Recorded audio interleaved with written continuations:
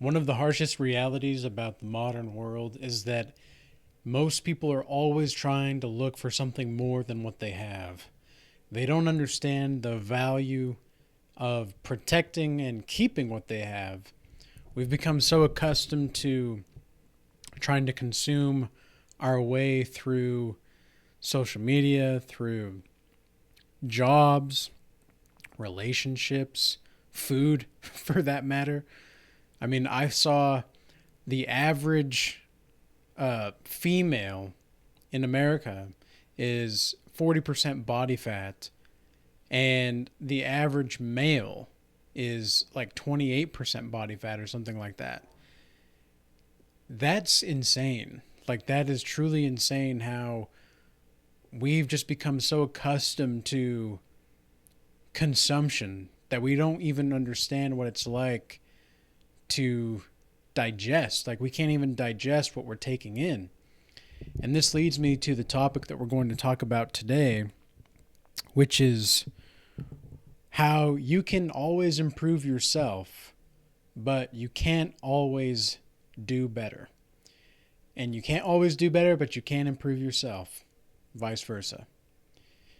The reason that I want to talk about this, and for those that are just joining this channel, my name is Thaddeus. Welcome. The reason that I want to talk about this topic today is because there are so many phony people out there that always have the grass is greener on the other side mentality. They are not loyal people. You know, you got to be really careful on who you're inviting into your life nowadays. And I think that's always been the case, but even more so now. If you're not vetting the people that you're with properly, it can lead you to your demise. I've seen this in friendships. I've seen this in relationships. I've even seen it in family. That's just how, that's just where we are, fellas, ladies. That's just where we are. And the only thing that we can do is accept it, accept reality on reality's terms, and adjust accordingly. And that's not always the funnest thing to do. That's not always um, the easiest thing to do either. But it's kind of like sometimes life can just be going so well for so long. At least you think so. And you're just in that season of like summer or fall where things are just kind of lively, you know, things are kind of lively. But then all of a sudden, you enter a season of deep, deep cold, and it's just ice everywhere. And you start to see the world as ice itself. You start to see that, you know, there's even that Bible verse that the love of many will wax cold, right, in the end of time, so to speak. And I think that's generally where, like, the case on where we are at, particularly in this day and age.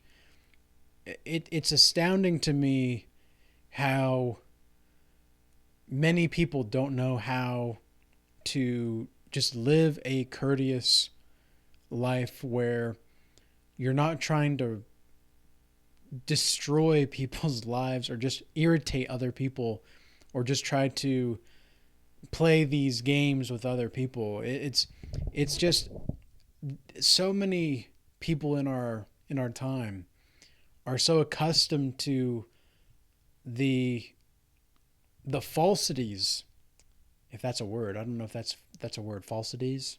Anyway, you guys know what I'm saying. The falsities of the world that we live in, that people don't even know what it looks like to participate in a healthy lifestyle.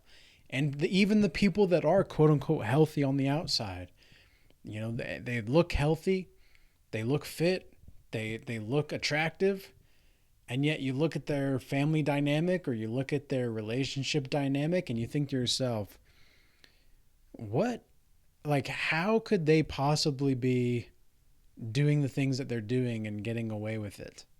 Well, the fact of the matter is they're not getting away with it. It may look like they're getting away with it, but they're really not. And so oftentimes people have this grass is the greener on the other side mentality, especially in relationships. Especially in relationships. It's well, we can always do better. We can always do better. It's like, well, can you really? Like, can you always do better? You're not going to be young forever. Whether you're a male or female, you're not going to be young forever.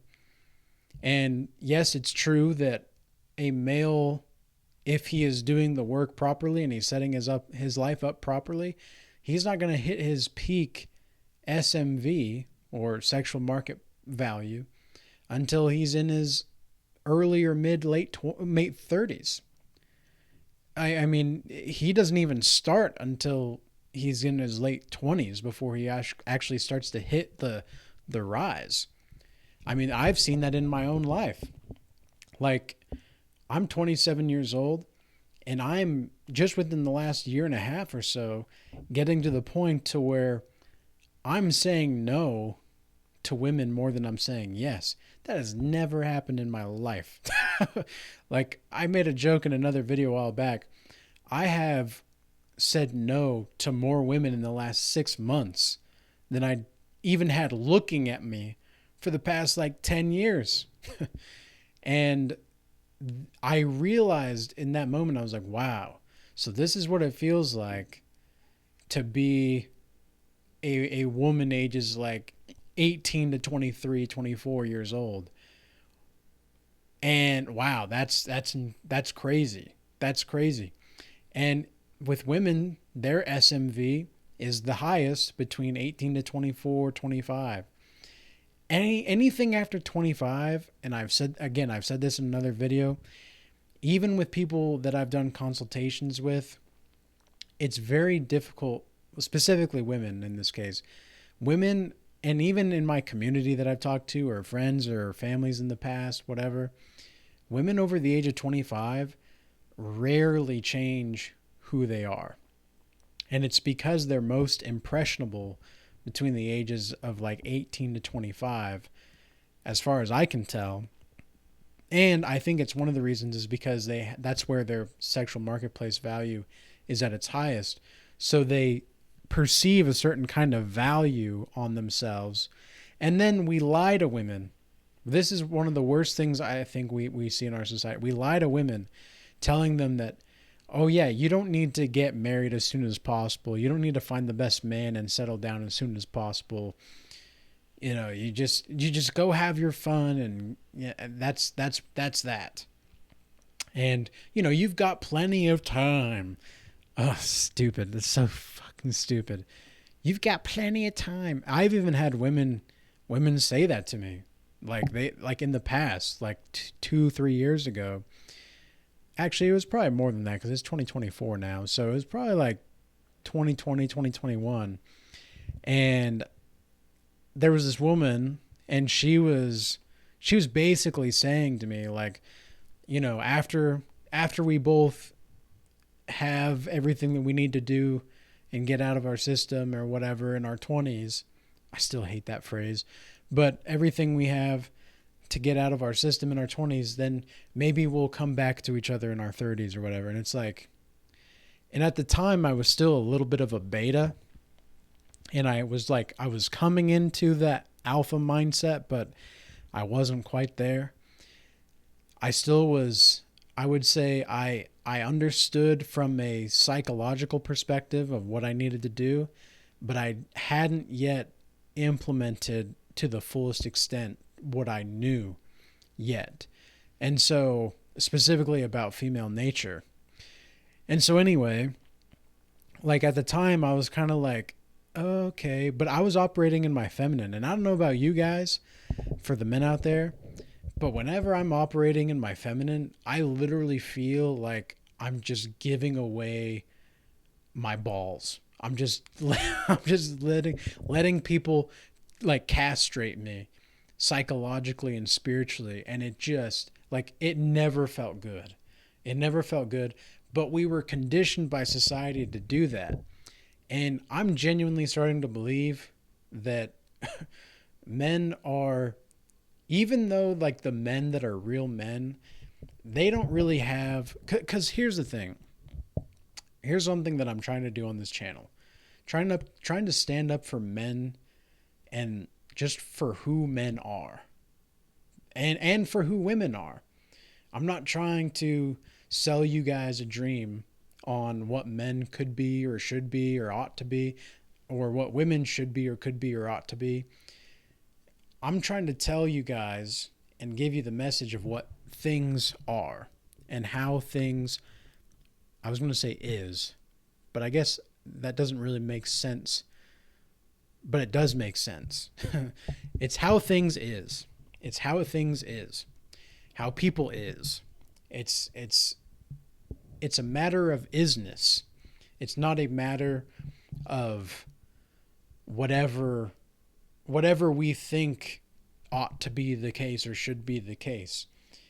And this is why society tries to bring you down as a man and tries to empower you to be in your masculine as a woman. Women out there that are in their masculine and that have kind of like drawn back into their feminine. And it's interesting, right? Like we even say drawn back into or move forward into the masculine. Like draw back into feminine, move forward into masculine. That goes to show even just at the basic subconscious level of what we understand to be. Like the feminine is the leaning back, so to speak, and kind of embracing being the ocean itself, whereas the men are moving forward. We're the ones casting the sails. We're the ones setting the sails. We're the one setting course on the sea. So women are like the ocean and men are like the ships or the fish in the sea, so to speak. So anyway, all this is to say that whenever men are operating in their feminine, I genuinely think that it kills them inside. Like you're killing a piece of yourself when you're operating in your feminine. And the same goes for women when they're operating in their masculine. When women are operating in their masculine, I have not met a woman that's operating in her masculine that's like, I feel so much more at peace. I've never met a woman like talk like that. And in fact, I don't even like that we have to use these terms like masculine and feminine all the time. And the only reason that we really have to use those to some degree now is because so many people are confused. I mean, we've got people thinking that they were born in the wrong body, the wrong gender. And I'm not dogging on you if you feel that way. I'm just saying, like, that's pretty wild. That's pretty wild to think. Like, that's genuinely crazy to some degree, in my opinion, because you're denying the reality and you're wanting society, if you want like people to say certain things about you or call you a certain thing or whatever, all the pronoun people come out, all the pronoun police show up. But but it's like, really? Like, really? You genuinely think that? Like, if you do, okay, like, I'm not going to hate you for it, but that's pretty freaking weird, man. That's pretty darn weird. And you know, I've always thought like effeminate men were kind of strange anyway. Like, have you ever noticed that like the letter people, let's call them the letter people, they all kind of have the same spirit. Like they all kind of have the same kind of pathological spirit. It's not necessarily about empowerment. It's not necessarily about that at all. Whereas when you look at the people that truly follow Christ, or you look at the people that genuinely have the Holy Spirit, you can see in their eyes there's a life there. Like there's a certain kind of a light. I do not see that light when I look into the eyes of the letter people. I do not see like their skin glowing. I do not see this aura of I was going to say power, but it's not even power. It is power, but it's also confidence, like genuine, authentic confidence, not egoistic confidence. I don't see that when I look at those letter people. I don't see that. And again, I'm not hating. I'm just saying that this is what I see. This is what I see in reality. And I never really was, because I used to be like a socialist. I used to be someone that was a utilitarian. And utilitarians believed that pleasure was the ultimate outcome for everything and everyone involved.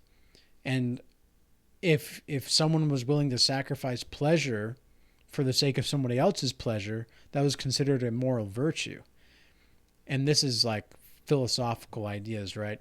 I now genuinely think that that's one of the most disgusting things you could possibly do and have as a value. But nonetheless, that's where I thought I was coming from, a nice place, a good place. I was coming from a giving and a serving place. That's another thing society wants us men to do. We have to serve. And of course, that is a primary function of a man. You have to be able to serve quality and value, but you're not serving at the extent of your balls. You're not serving at the extent of your own manhood. That's the difference. You're actually using your manhood to serve. You're not you're not sacrificing your balls on the, I'm sorry this is kind of graphic, but like, you're not putting your balls on the altar and allowing people to cut them off and having your balls as a sacrifice. That's just not the way to go. And that's what they want us to do. It's so crazy. It's just insane. And so when you actually build yourself into a man that is centered in his masculine core, and same goes for a woman that's centered in her feminine, it is a beauty and a sight to behold, for sure, no doubt, because so many people are not aligned with themselves. And the people that are on the spiritual path, when they get to a certain point, they begin to realize, like, oh my gosh, almost there's like a stage, I don't know exactly what to call it, but there's like a stage in the awakening process where you begin to see and realize how many people are not even healed to the degree that you are. And you even know that you're not all the way healed. Like, you know that you've got a lot of work to do. You know that there's still some things going on. But then you look around and you're like, oh my gosh, these people think that they're healed. Like, these people think that they're sane. And they're obviously insane. Like, they're obviously nuts. And this isn't all people, of course, but it's a lot of people. A lot of people are out there like this. But this just goes to show how many people are just stuck in the consumption. They're stuck in consuming, and they don't improve themselves. So all of this, to kind of like wrap this up and put a bow on it, this message, that is, it's to say that you don't need a reason to pursue anyone. You don't need a reason to pursue anybody except for yourself. If you're trying to pursue someone else apart from yourself, well, I guess I could say chase. Chase is a proper word. You don't need to chase after anything or anyone. You can pursue people, of course, to build relationships or build businesses or professional outcomes or whatever you want to do. But ultimately, if you're going to chase something, you're going to drive it away. Because whenever you chase anything or anyone, what you're actually doing is you're not turning the mirror inside yourself to look at what you're running from. You're not looking at what is actually going on inside you. And that's one of the most dangerous things that you can do in society, is to not look at your own projections, or to not look at your own possibilities or insecurities for where you could be going wrong. So many people are entitled. So many people are proud. So many people are vain. So many people are greedy. And when you decide to be that kind of person where you're just flourishing in prosperity because you've done the inner work, you're going to be something. That's for sure. So with that being said, I hope this message was useful and insightful. And until next time, peace be with you.